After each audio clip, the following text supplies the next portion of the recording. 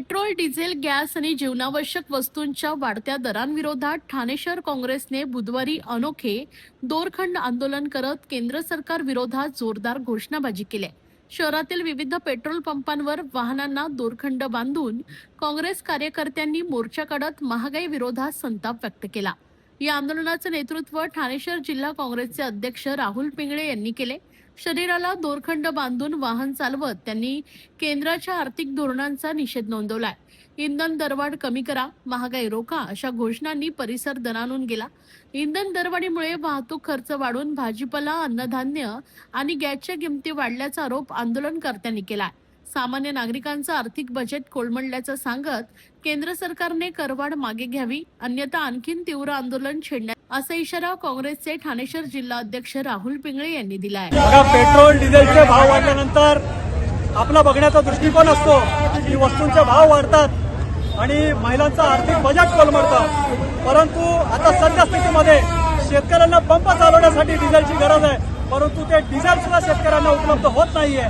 डिझेलच्या तुटवड्यामुळे आज सकाळच्या पेपरमध्ये बातम्या होत्या की शाळकरी मुलं आहेत शाळेत जायला, त्या स्कूल बसेस फक्त महिन्यातल्या 3 दिवसापेक्षा आठवड्यातल्या 3 दिवस त्या चालवल्या जातील. त्यामुळे याचा परिणाम आता शेतकऱ्यांवर, सर्वसामान्य नागरिकांवर, गृहिणींबरोबर आणि विद्यार्थ्यांवर सुद्धा होत आहे.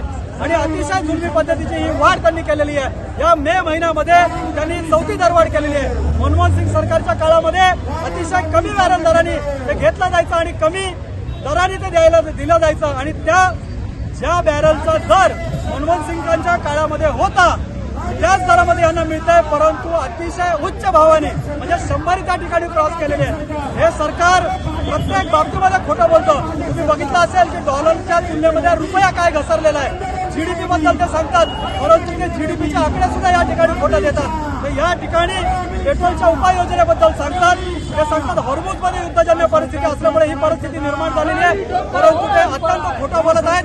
कुठल्याही प्रकारचं आर्थिक नियोजन हे या देशामध्ये करू शकत नाही. त्यामुळे मोदी सरकार हे सपशेल फेल झालेलं आहे. त्यांना कुठल्याही प्रकारे सत्तेवर राहण्याचा अधिकार या ठिकाणी नाही.